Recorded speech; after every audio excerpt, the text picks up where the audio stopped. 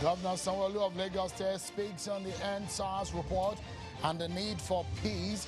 It's 14 days ago, Justice Okobi panel submitted his report. It promises to release the report today.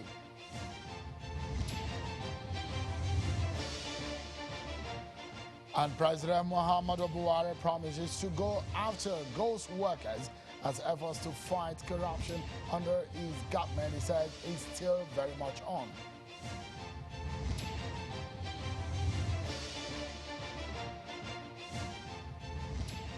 Hello everyone, welcome to Politics Today live on Channels Television. I'm Seun Wakimbaloya, Channels Television, Abuja. We're keeping tabs on the report submitted to the Lagos State government by the NSAS panel of inquiry over allegations of police brutality and the incident which occurred on the 20th of October 2020 at the Lekki toll gate in Lagos. Today, the Lagos State governor has spoken. The Justice Doris Okoebe-led panel submitted his report 14 days ago, and there are indications that that report and the details may be far-reaching. But the Lagos State government says a white paper on the report will be released in 2 weeks, and which ends today. It is a 0 day. Our eyes are on the matter, and we are hoping any moment from now the report will be released to the public by the Lagos State government. And that's exactly why we are here tonight and what we'll be staying on the program today on the issue of the NSAS report, what Governor Sanwo-Olu said, those things that he asked for from the people of Lagos State and Nigeria at large, what this means for justice delivery in Nigeria. We'll be delving into that in just a moment. Let's tell you that President Muhammadu Buhari believes that a lot of work has been done in fighting corruption in Nigeria under his administration. He gave instances of efforts made under this government in that respect, like introduction of the Treasury single account, but is frowned at the insistence of some persons to perpetrate corrupt practices, especially ghost workers who make the wage bill unreasonable. He says he will go after them. He was speaking at a third national summit on diminishing corruption in public sector. Government from the activities of the ICPC that some MDAs have devised the fraudulent practice of presenting new projects as ongoing projects. Necessary action and sanctions will continue against the heads of such errant MDAs. Those who illegally bring in personnel into the public workforce by illegal recruitment, those who paid their personal payroll, those who retain ghost workers must be and will be severely punished. I have to digress a bit here. When we came, we found out some institutions, some say company, they may have as many as 100 accounts. How can the Auditor General or Accountant General trace them? But we introduced Treasury single account so that all revenues will be followed and they will be directed to Treasury single account. From there to wherever the allocation may go. So this is a very positive way of making sure that all revenues can be traced to Treasury single account and therefore be accounted for.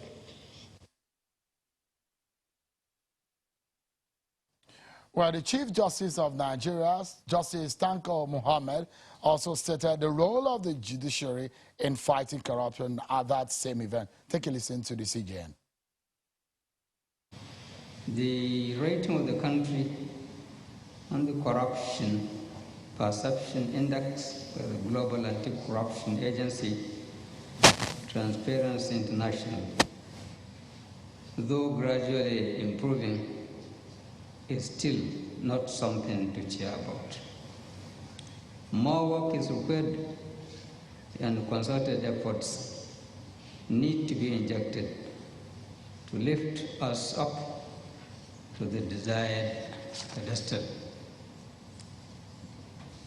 Your topic, cost of governance, new imperative for the judiciary, is very apt and strategic in view of the perception of the country vis-a-vis its various institutions and agencies by the international community and even the citizens of Nigeria. Well, you heard the CGN there and President Muhammadu Buhari on the issue of corruption fight in Nigeria. But that's not our focus for today. Our focus is on what Governor Babajide Sanwo-Olu said earlier this afternoon in Lagos in respect of the NSAS report, the Justice Doris Okwebe panel report that was submitted. We understand that the white paper that we have created a countdown over right here on Channels Television will be released any moment from now. As soon as that is done, of course, we'll get you in the know. But before we delve into that matter, let's check out some of your political roundup stories.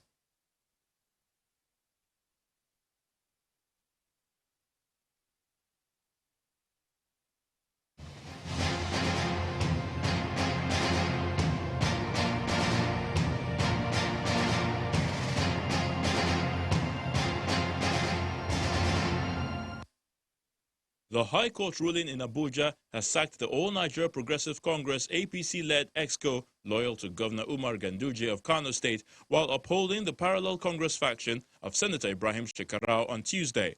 The ruling was given by Justice Hamza Muazu, who granted all the relief sought. The court also declared deposed Emir Mohammed Sanusi's banishment as unlawful and has prayed the Kano State government to apologize publicly to the deposed Emir and pay a sum of 10 million naira as compensation. The Kano State government is, however, not taking the judgment laying low, as it questions the choice of taking the jurisdiction to Abuja instead of Kano.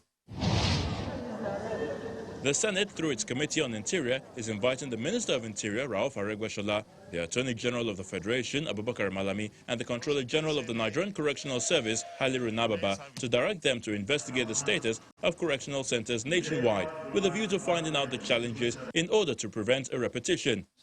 This formed part of resolutions reached by the upper chamber following a motion on terror attacks on 2 communities in Plateau North and the jailbreak at the Jos Medium Security Correctional Center in Plateau State.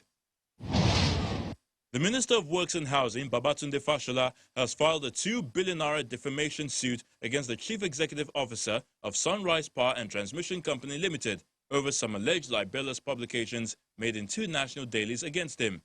In a suit before a High Court of the Federal Capital Territory, Mr. Fashola accused Mr. Adesoya of making false and downgrading publications in The Guardian and This Day newspapers of January the 11th and the 16th, 2019, in respect of the Mambila Power Project. In the said publications, Mr. Adesoya allegedly accused Mr. Fashola of frustrating the completion of the Mambila Power Project and engaging in acts of corruption in relation to the project while serving as Minister of Power, Works and Housing.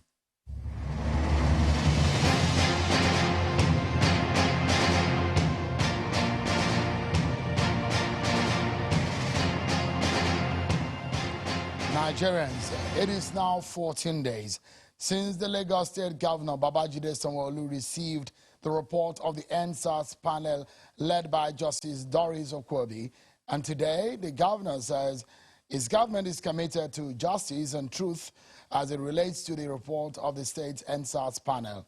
The state government says it will release the white paper today, and we are hoping that will happen any moment from now. We continue to wait to find out what it entails in details. The governor, Babajide Sanwo-Olu, today in Lagos at an address and a press conference is seeking peace and has asked for a work for peace, identifying some of the members of the NSAS protest to lead with him in that work. But first, let me allow you to listen to, in parts, what the governor said. First and foremost, he was talking about the report, the incident, the premise on which this whole thing really happened. Take a listen to Governor Sanwo-Olu. We have no intention to engage in histrionics or further inflame the passion on a matter that has generated intense interest and conversation both nationally and internationally. Our decision and our actions will be based entirely on the law, the weight of evidence, and an unblemished respect for the truth. Let me at this junction say that I have never been in any doubt as to the sincerity, the patriotism and the noble motivations of both the organizers and the participants in the movement to an end of the human rights abuses by the now disbanded Special Anti-Robbery Squad, SARS. It is also on record that the federal government accepted all the demands of the protesters, including the immediate scrapping of SARS. The National Economic Council, NEC, also recommended the establishment of state panels of inquiry into cases of police brutality.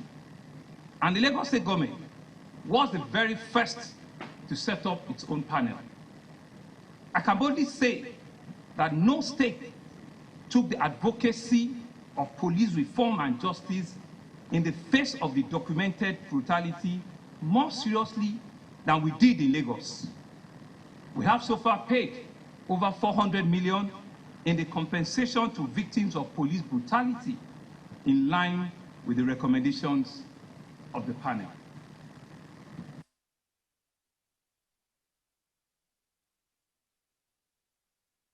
So you can hear in parts what the governor said. There are a lot that we need to play for you, for those of you who couldn't catch it earlier.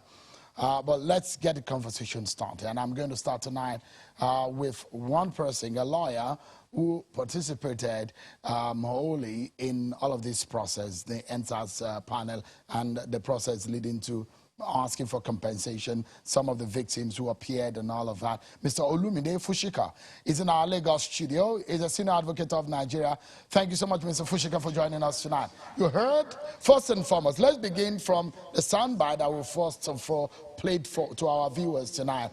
The governor spoke about what led to what the effort of the Lagos State government, what led to the setting up of the panel, and some of the outcome of the panel's work, how much of compensation that has been paid or released. But from your own standpoint, being someone who has been in the middle and the center of all of this for the past few months, we are hearing the governor speak for the first time in the last 14 days on this matter. What's your view on the governor's stance? Well, thanks for inviting me. But let me start by correcting or clarifying a statement that you made in your introduction. My participation was not to seek compensation for anybody, and we never made any claim for compensation. My participation there was simply regarding the incidents of 2010-2020 at the Lekki toll gate, which was simply to find out what happened. And I, on my part, simply went there to represent, as part of the team that represented the protesters at the panel, which was because after the event, after it had happened, you began to hear stories that what happened there was a Nollywood movie, people were making up stories, army was not there, there was no gunshot, people did not die, and so on and so forth, you know. So all we went there to do was to present from the side of the protesters the evidence available as to what happened that night and early morning. That was what we went there to do. I never requested compensation on behalf of anybody. Of course, there were people, you know, the intention of, I keep on saying it was supposed to be a public relations thing. If it was set up originally to calm frayed nerves and to give the impression that the governor of the state was doing something about what happened. So initially what they were doing was, okay, you make your complaint, in year so, a policeman hit you and then you lost a teeth or something. Okay, take 100,000. And so that the governor can boast thereafter that I've compensated people. But that wasn't my own concern. That wasn't my own business. That went on for some time. Mine was simply to help us understand that this event of 2010 happened and that all the efforts being made thereafter to tell lies, to give the impression that nothing happened that night. This is the evidence we have in support of the NSAS protesters to show that this happened. and people should stop telling lies and trying to cover up. That was what we went there to do. So, but from what you heard the governor say today, for the frayed nerves, like you, I mean, points taking about the correction on the issue of seeking compensation, but from what you heard the governor say, in relation to what has happened, holistically speaking, what's your view on the frayed nerves and the effort of the government today? Well, I think that, you know, as governor of the state, I've listened to what he said. It's the responsibility of the governor and the government to ensure that, you know, the thing is getting out of hand for them. He talks about peace, but I remember the reggae crooner. I can't remember, I can immediately remember his name. Everybody is talking about peace, but nobody is talking about justice. The first condition for peace is justice. And I think that if he's talking about justice, he cannot be a judge in his own cause. He has set up a panel to inquire into what happened on 2010-2020 at the Lekki toll gate. All sides, including himself, including the governor himself, appeared before the tribunal, presented the evidence they had on their side. The governor's position was that nothing happened. It was an Nollywood movie. People did not die. Army was not there, and so on and so forth. That was his position. He presented the evidence on his side. We presented the evidence on our side. Other people came to present evidence. And the tribunal sifted through the evidence, presented. It's a fact-finding panel. It's not, we didn't even go there to do law. It's bring the evidence that is available.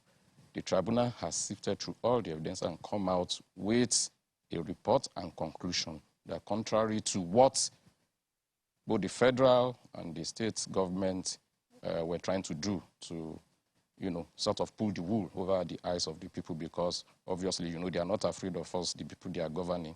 They are afraid of the international community. They can do anything they like with us. We are nothing to them. That's the truth, you know. But because of the interest that the international community piqued in this matter, how can you use soldiers who are supposed to be fighting for, you know, engaging? How can you use soldiers to go and quell a peaceful demonstration?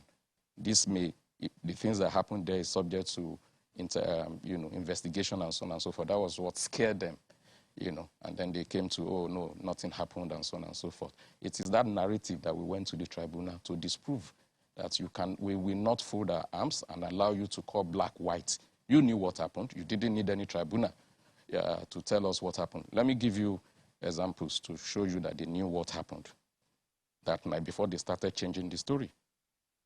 I keep on citing the example of the governor asking us to fly our flags at half-mast, declaring 3 days of mourning. Over what? If people didn't die there, why are you declaring days of mourning? The vice president of our own vice president, Professor Shibaju, you know, we have statements that he issued acknowledging that something horrible happened at Lekki toll gate 2010. These are people that get the security reports, not Minister Mohammed. People that he had, you know. And in that statement, he said he acknowledged that things went horribly there, and that he actually spoke with some of the victims. So when Minister Mohammed comes on the air to be saying things, is he saying that the vice president lied? That the vice president did not speak with some of the victims as he claimed in the press release he made? Our attorney general came out to say, well, he didn't deny that the army and so on did anything there. What he said was that, I have the statement where he said, where it was some hoodlums wearing military uniform that carried out the horrible thing that happened at that place. Even recently, our president himself, I think during his interview with Arise TV, when he was asked about what happened at the Lekki toll gate, said that there were people, you know, oh, those people that gathered to overthrow his regime. And you know that in this climb, when people are accused of being in active effort or in active move to overthrow a government, you know what happens to them now, you know. So all these high officials of state know that the event of 2020 happened. They are not denying it. It's just that they are afraid of, and really they don't care. They will do it again tomorrow, next tomorrow. The fear was because the international community came, it became an international embarrassment to them. People were already threatening about taking some people to the International Criminal Court and so on and so forth. So when they saw the reaction from outside Nigeria, not the one, they don't respect us, like I said. We are nothing to them. They can kill us and, nothing will happen. When they saw the reaction, that was when they now, gathered and said, okay, we have to deny this thing and so on and so forth. So when Minister Mohammed comes on here to be saying, oh, DJ Switch didn't do this and so on and so forth, is he saying that the vice president of our country, the respected vice president, lied when he said, I spoke with some of the victims and was commiserating with those who lost their lives and so on and so forth? Is he saying that, the vice president lied? Is he saying that the Attorney General of the Federation lied when he acknowledged that something happened there, but it was people, hoodlums in military uniform that did it? So they all know what happened there. So all setting up committees, setting up panel was just to give the impression that we are doing something about it. And they came there, to start to challenge the truth, to call black, white, and so on and so forth. The panel has now come up with a report saying, contrary to the effort you are making to deny the truth, this happened. That's the fundamental thing. And I think with that, we have achieved our, objective of going to the panel. Mr. Fushika. Yes, yeah. Please. Let me allow you to also listen, our viewers to also listen, because a lot of people probably did not catch Governor Sanwo-Olu speaking earlier. But let me allow our viewers to also listen to this portion of his speech when he was talking about the setting up of a public complaint system and the coordination of security forces should this kind of situation arise again. Take a listen to him. Going forward, dear Lagosians,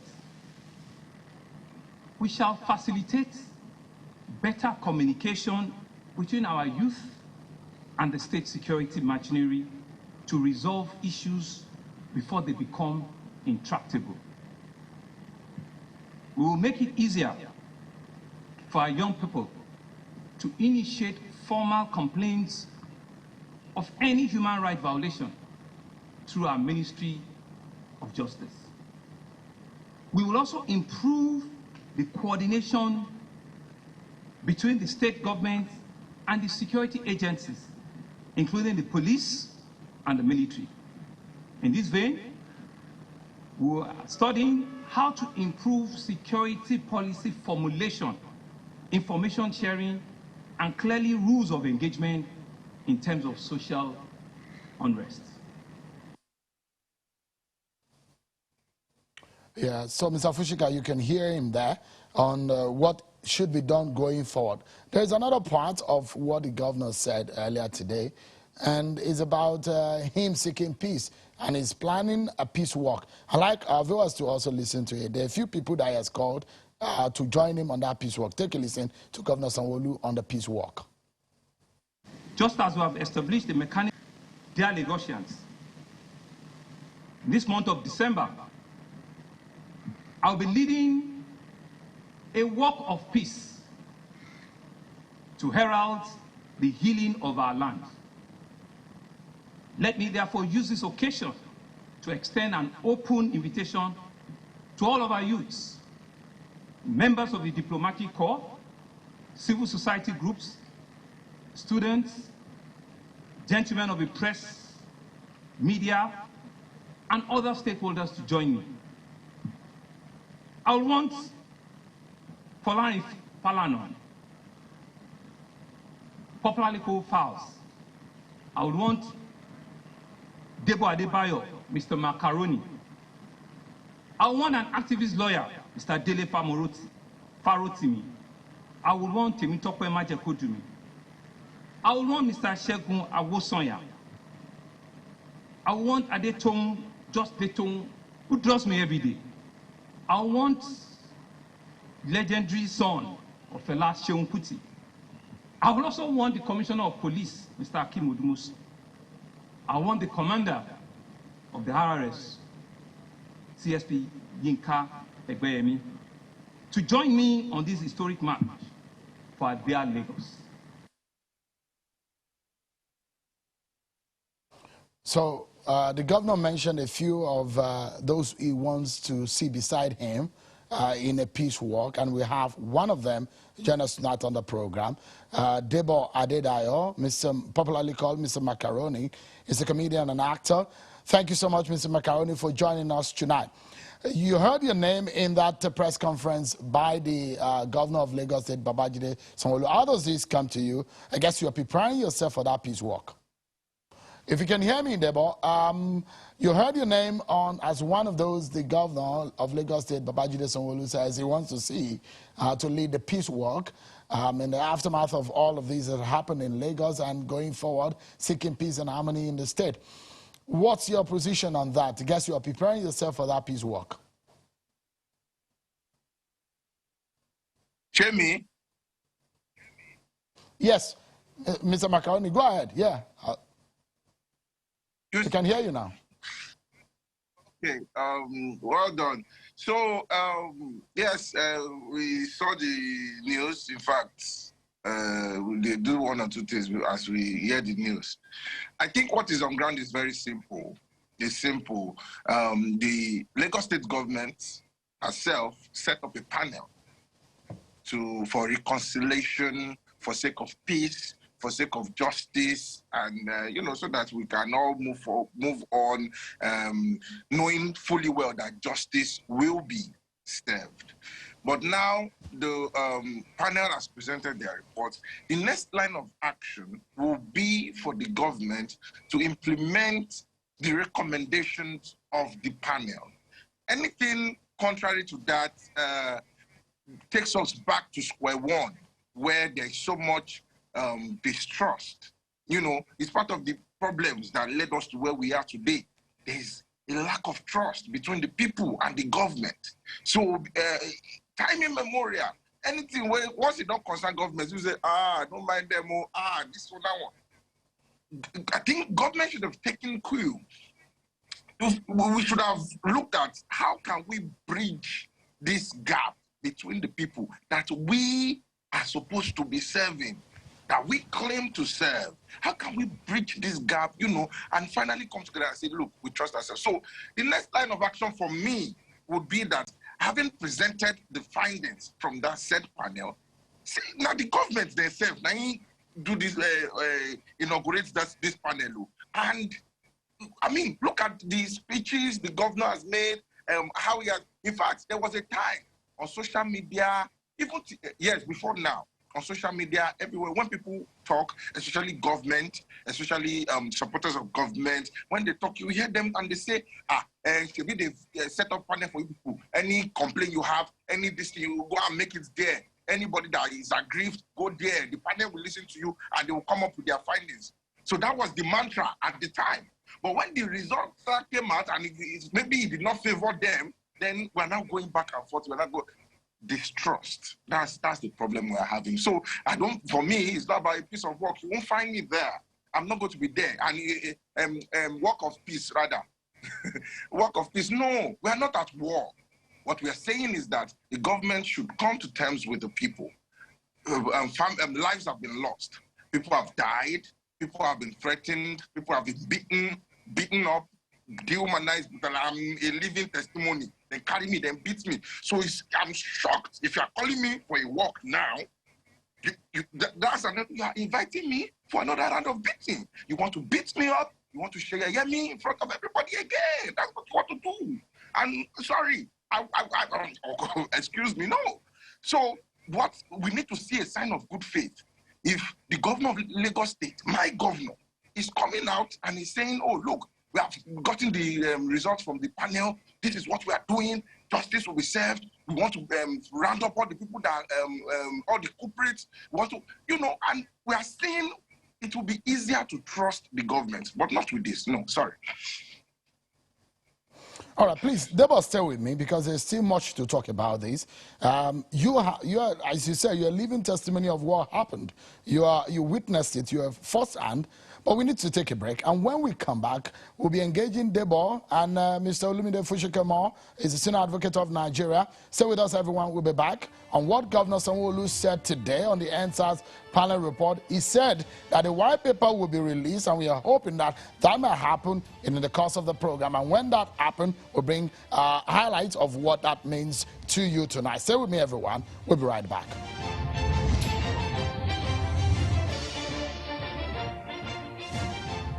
Thank you so much, everyone, for staying with us right here on the program.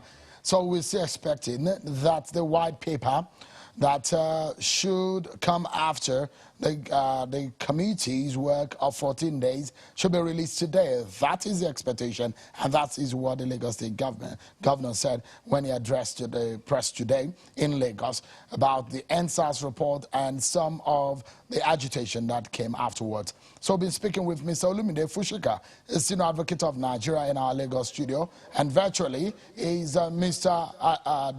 Debo Adedayo, popularly called Mr. Macaroni. Is a comedian and an actor. Thank you so much, gentlemen, for your time. I know I got you off a meeting, Debo, so let me quickly come back to you. You said you're not going to be part of that work. The governor said in that speech that he's looking for the restoration of peace, a situation where there will be a bridge of the gap between the people and the government. What would you like to tell the governor tonight if this is his view on creating peace and rebuilding Lagos from the crisis we saw from last year, 20th of October last year? What is your opinion on how do you think they can go about this? Okay, so first, let me clarify that no one is at war with the government. If anyone is at war, maybe personally, not me. Why? It's funny, isn't it? How can we be at war with the government? We don't have the guns that the government has. We don't have their might, their strength. The government is very powerful. We know that. So I'm not even nobody. I don't think anybody in Nigeria is looking for war right now. All we want is peace. Yes. But the government must not forget that they are accountable to the people that they as leaders have sworn to serve and to protect. That is leadership. That is governance. Good governance. That's what it's supposed to be about. So it's a sign, let's say 2%, a sign of good faith that the governor is talking about peace. It's good. But I'm sorry, I don't think a walk is the solution. We have had walks in the past. It was in the process of walking that peaceful protesters were shot at. It was the process of walking that people like me and a lot of others have been beaten up, threatened, harassed. Till now, some of us are still suffering because we have decided to walk. So, lasting peace and unity amongst all Lagosians, amongst all Nigerians, that our own peaceful walk could not bring about, that they had to be sending hoodlums, this we are hearing, they hijack this, they hijack that. I'm always curious. Why is it that a lot of times when they are doing events, you see rallies here, and hoodlums don't hijack. But when the people say they are tired of something, when the people want to make their views heard, we will always say that they hijack. And then I'm sorry, because now a lot of people have started to say, they are calling you for a work of peace. Go now. Shebi is a sign of good faith. No, the sign of good faith will be that, well, we are all still waiting for the white paper. Let's even see and hear what was said. But temporarily, what will be a sign of good faith for me is that the panel that the government themselves set up has presented. They've presented the report, their findings, and they have made recommendations. The sign of good faith will be that these recommendations are being processed, and and you are saying, oh yes, all these things that these people have said, apology. I mean, you have to first acknowledge. It's not about trying to say this one, say that one. No, you have to acknowledge in plain terms what happened. Did this happen? Oh yes, it happened. oh, we accept, we acknowledge the fact that this has happened, and then these are the steps that we are going to take to correct it. So, but now if you want to, okay, so that means we're just going to take a walk of peace, then we are just walking. What happens after the walk? Does that bring justice to the lives that have been lost, to the families that have been rendered homeless, a lot of them? We need to critically think about these things. So the government should, all right, especially sorry, you wanted to say something? No, I wanted to ask you, because now the government says today they will release a white paper. You're asking that the white paper should be released, and you want to see the good effect from the government side. And should you see any positive movement towards what you want within the coming days before the walk? Is it possible that you change your mind to join the walk? Oh, yes. Oh, yes. I'm a man of peace, so I love peace, so I love peace. But we need to be sure that we are going about this in the right way. I mean, if the government should come out and say that, oh, they accept the findings of the panel they themselves set up and start the process of implementing the recommendations of the panel, oh, yes, why not? It's the sign of good faith. But what I personally, I can't speak for others. Anything I say, I'm speaking personally. I can't speak for others. But what I personally would not accept is that the events that happened that day and other days after, it's just been thrown away. And they're saying, oh, look, maybe let everybody just forget about it. Let's use a walk of peace to erase all that. It's not possible. For someone like me, right. It's not so, possible. Debo, all my yeah. I will continue to remember. Yeah, sorry, go. So two quick questions before I know you're filming, as I understand. Let me get this straight. Two quick questions.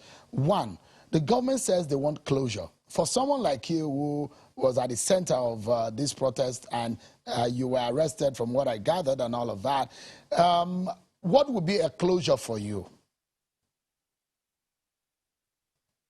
Closure now, Baba, now what I do the talk so closure would be justice. That would be closure. Closure would be justice and steps to be taken to ensure that what happened the last time does not repeat itself ever again in this country. Look, boss, we are in Lagos State. Over the past couple of weeks, I've had cause to personally stop seeing maybe some police officers, they corner one guy somewhere. What I'm saying is police brutality has not stopped. Extortion, intimidation from security agencies has not stopped. So what will be closure is that, first, justice for all victims. Then, working assiduously to ensure that something like that does not happen again and that Nigerian youths are free from all of this pain that we are going through right now. It is too much. It is too much. All right. So my final question to you, Debo, tonight will be, the NSAS protesters were asking for 5 for 5. I remember that slogan, 5 for 5. Is that 5 for 5 from your own standpoint? Any meeting of the minds between the government and the people? Have you seen any meeting of the minds on the 5 for 5 agenda? Because that is the primary point to which we started this whole conversation. And now we're looking into moving forward afterwards. Is that 5 for 5? Has it been met? The 5 for 5, if you look at the 5 for 5 listing, if I remember some points there, police reform, justice for victims.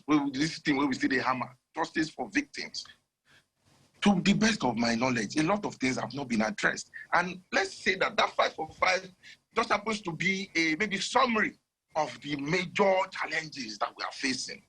You understand? So right now, look, it was same channels TV. I just saw one video last week. Are you with me now? That video, far back as I don't know the year now, but about maybe 8 years ago, Channels TV did a documentary. The documentary is on YouTube. I even want to share it on my social media now about the state of police college. people, under police officers that are supposed to come out to serve the people and protect the people, the lives and properties of the people. Babami, check the condition. And people need to see that video.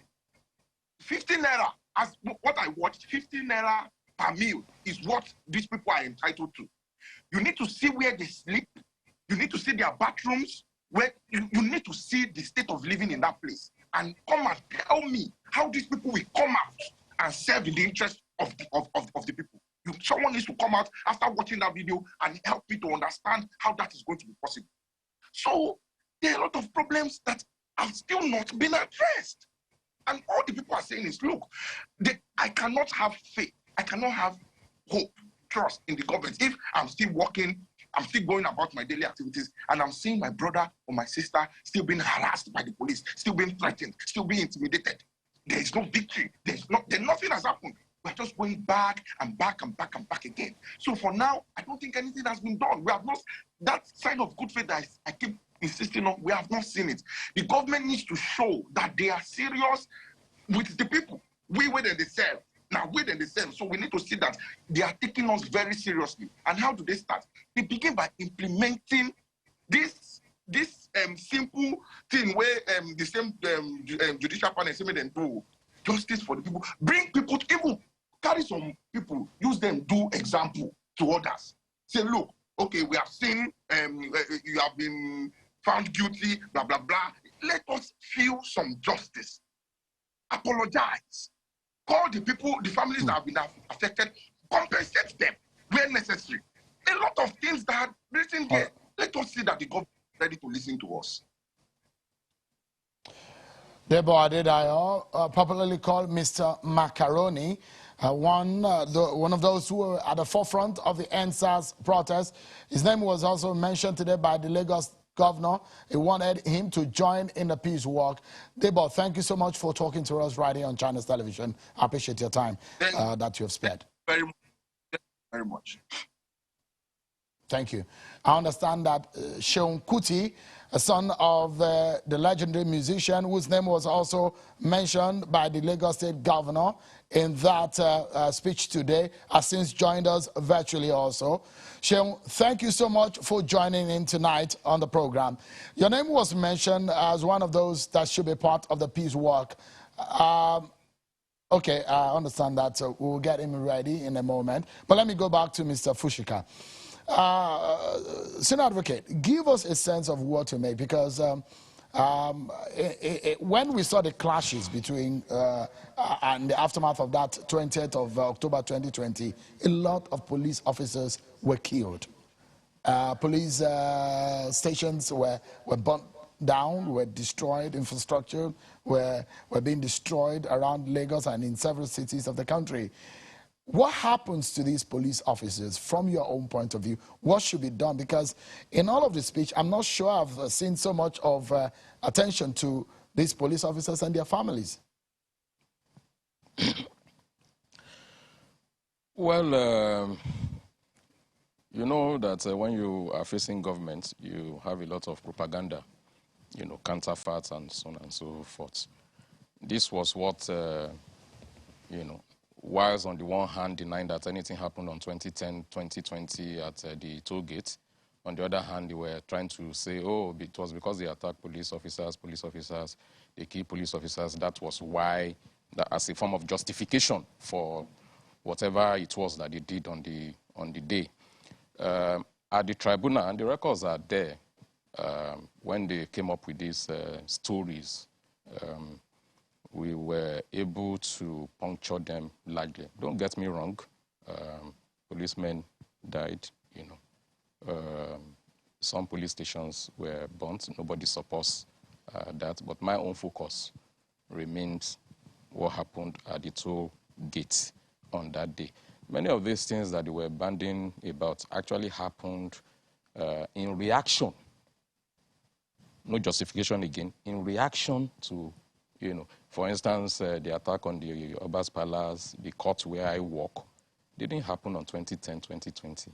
Some of the police stations they are talking about didn't happen on 2010, 2020. It happened, maybe people were reacting angry to, the events of 2010, 2020. So everything lies... So, Fishika, apologies to cut in. Yes. So let me bring in Seun Kuti, who I understand has since joined us now. Thank you so much, Seun, for joining us. Seun is a popular I see you sipping water there. Thank you so much, Seun. Is that in preparation for the Walk for Peace? This is Agbo. My brother, I told you I wasn't feeling too, I'm sipping Agbo, because I'm trying to get my health up. That's why I'm not in the studio with you. On my arrival from South Africa, I was diagnosed with COVID. It's not Omicron. I don't know what they call it. So I hope that you take care of yourself. Oh, I'm fine. Yeah. But Seun, tell us, the governor mentioned your name as...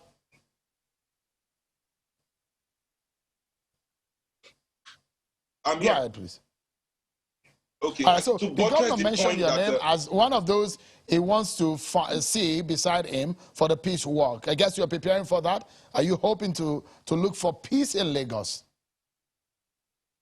I want peace after justice. Me, I always, if anybody follows me, they know that me, I'm a very normal guy that wants things to happen the way they should happen. I'm not one that does things because I want popularity or people to like me or to gain access to anybody. I don't need to walk next to the governor before there's peace in Lagos. There have been peace in Lagos for many years that nobody had to walk anywhere for it. It is the thing that destroyed the peace that we should look to sort. And to sort it out right now is only justice can do that. And we all know that there's no peace anywhere in this world without justice. To buttress the point that was being made before about the burning of the police stations and all of that, I also took my own time to investigate some of these claims by the government. I went to Orile in Igomu. The first report of police station being burnt and things like that, and policemen being killed, was in Orile. The next day, after 2010, the next day, 2110. Only to find out that the police had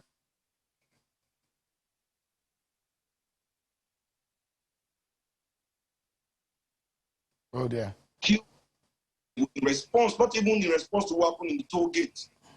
And also, found out that in many of the areas that this action against police people happened, the police went on subsequently to murder people in those neighborhoods.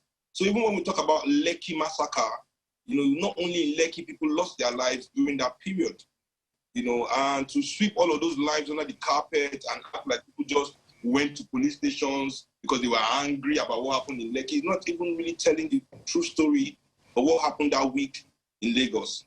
And the fact that the governor himself is still touting only these people burn police station, police people were killed. He acts as if he's not the governor of everybody. How about those people that lost their lives in those neighborhoods, and things like that. As I always say, it's a shame that in Africa we are ruled by a mindset, a narrative. Both is in the professional world, is in the elite business, elite political world, where things are more valuable than people to us. We venerate things, we raise things to this level of value where human life is now. So I always say, okay, the punch buses, whatever they want to say was destroyed in Lagos. How many buildings is equal to one African life? I think we need to have a debate or a conversation or a symposium in Nigeria to determine how many buildings is what a human life. Because this is the problem. We must stop venerating things over the life of people. If one human life is lost in Africa. Seun, So you mentioned something that was very critical. You said justice before the work. What exactly do you mean? And what do you hope could happen? Would you still be able to have the work if you see justice? No. If there's justice, then we can discuss peace. And there will be no need to work for peace because justice itself is the work of peace. You understand? The governor should walk the walk he's talking about by giving us justice. Justice will bring that work. That's the job of justice. We are not justice. See, this is what I say about oppressors. Oppressors think they are everybody. Tyrants think they are everybody. You understand? Justice is what needs to work. The governor is not an embodiment of justice. Seun Kuti is not an embodiment of justice. Files is not an embodiment of justice. Mr. Macaroni or any other name, Egmondele Faroti is not an embodiment of justice. Justice is justice. Let justice work for peace. Don't suddenly appropriate justice, the work of justice to yourself because you are governor of Lagos and you feel you have the power and the police and the army to declare war. You know, as Macaroni said on his page, the last time he went to work for peace, they beat him up. You know, so but now we can walk in peace. All right. You know, Seun, because of our time now. So on a final note, Seun, on a final note, just in about 30 seconds, what do you think that the government, the big lesson out of this, what do you think that is, and what do you think government should do? Just in 30 seconds. Nobody knows tomorrow. That's the big lesson here. I was going to launch MOP. They banned me from launching MOP at the shrine. He said, Governor, surround the shrine with all the police in Africa. Now he wants to call me to work for peace. I just apologize for stopping me from doing my MOP. So I beg. That's no. Now he's calling me. Thank you so much, Seun Kuti, son of legendary musician Fela Kuti. Seun Kuti himself, a high life musician. Thank you so much for joining us tonight. Well, Mr. Olumide Fushika, senior advocate of Nigeria, who also joined us from our Lagos studio. Thank you so much, Mr. Fushika, for your time today. But that's our program today, everyone. Many thanks for watching. I'm Seun Kimbale. Bye for now.